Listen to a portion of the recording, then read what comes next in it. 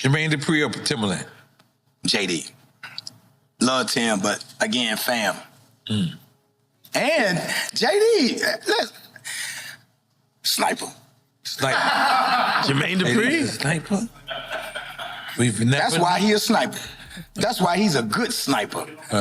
He was with Janet Jackson, so. That's why he's a great sniper. That's why he good at what they do. Because everybody, JD, see? He under the radar. On a lot of shit. And I'm only saying that all the side because of the music, like. I see the love you always give to JD. Like, I love you know, it. Like, I love he a legend. I love, at that time, you know what I'm saying? Like, respectfully, and outside of current situations, him and Puff do verses. Puff is gonna get murdered. Easy. Easy. I'm gonna be honest. You gotta think about Jermaine Dupri's. I love Jermaine Dupri. Catalog. I agree. And look, it's not just because I'm from Atlanta that I'm saying that. Like, Jermaine Dupri had his hands in a lot of records, still to this day though, but especially in the 90s and the 2000s, JD had his hands on a ton of records.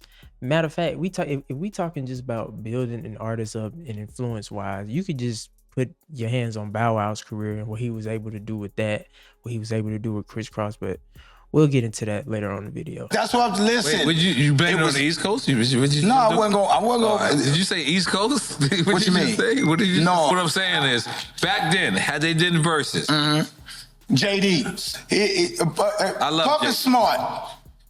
He knew he didn't want. He didn't want no part. He didn't want no parts of JD. He knew that. Puff is smart. Puff ain't. Biggie catalog, total catalog. Biggie catalog. I mean, you got to go more than that. Craig Mack. What now? You again at this time? Why you think he wanted to hold verses in New York? JD can hold verses anywhere. Puff only wanted to hold verses in New York. I remember. Madison Square Garden. He only wanted to have it in New York. But it's the biggest arena in the He world. only wanted to have it in New York. In the biggest arena of the world. In the world? I only wanted to have it in New the York. biggest arena in the world. The most famous No, arena he just in said the world. most You wanna famous. Google it? No, you said the biggest. No, you Most famous. Whatever you want to change your language, brother. Whatever you want to take it, Cubana. Whatever you want to take it. The Madison Square Garden is the biggest basketball platform in the world. You do realize when you're talking about JD, you talking. I'm not taking nothing away from JD. You talking about going all the way back to Criss Cross, to all the way. I wore my clothes backwards. I wore my clothes backwards. You know what I mean? Like you wore your clothes backwards? No, you didn't. What did he didn't do though? 4 days. Yeah. What is it that he didn't do? No, I can't take nothing from JD. Dancing for Houdini. Yeah, I got to give JD all his accolades, all his props, all his flowers. I got you. I cannot take it. But you got to go back to New York. I understand. Nah, just because I saw it more. You know what I mean? You got to go home. So I respect it. I respect it. I already told you how we get down. I told you I'm going to be biased for the Louvre regardless. So I don't feel like I'm being biased. What I feel like I'm being is more what I saw. Like, I got to see this a little bit more. I told you, everything you see impacts you more than what you heard. But that's why I said y'all only basing it off of what New York media gave you, what New York radio gave you, and you see what I'm saying? And what would be the criteria? Jermaine Dupri actually produced hands-on most of his records. Well, so why are you going there? No, I'm saying. Hold on, ain't no just produce, wrote. Yeah. Like, I'm saying about criteria.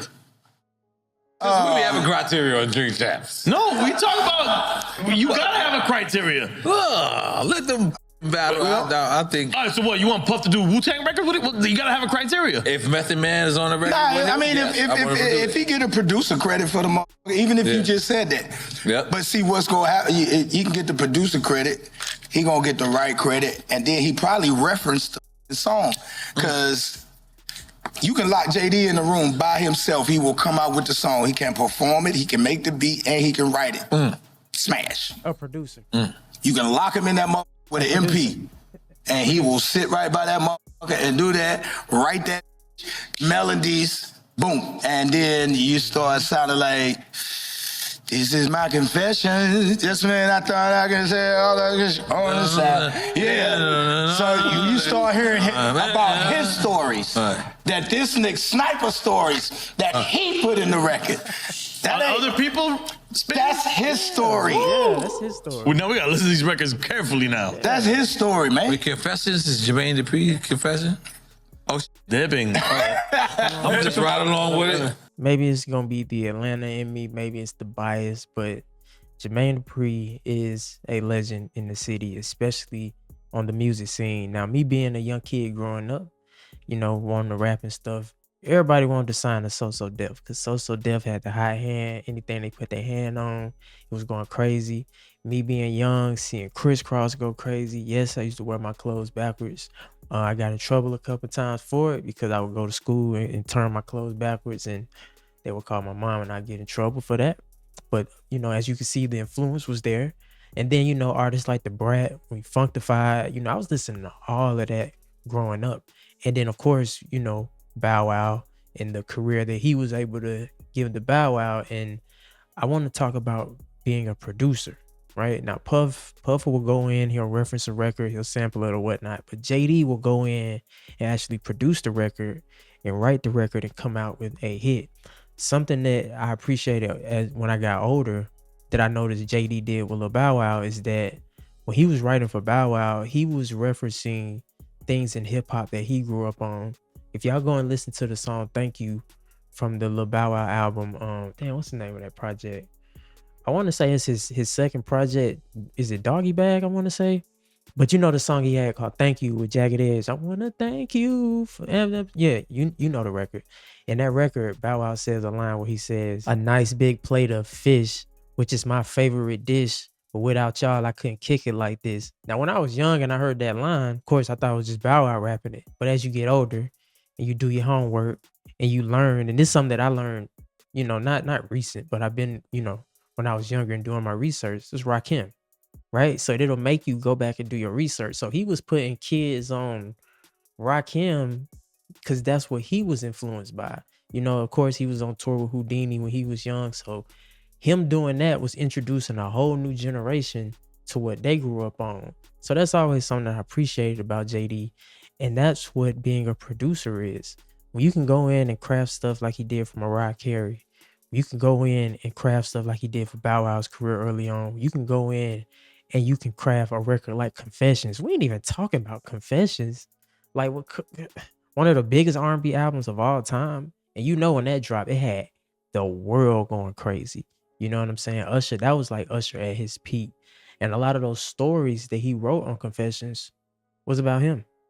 You know what I mean? So, you know, if you're talking about a versus between Jermaine Dupri and Puff, Jermaine gonna clear him all day. And it's funny that Nelly said that about the whole producing thing, because I just said that in my last video where we were talking about how there are not a lot of real producers around.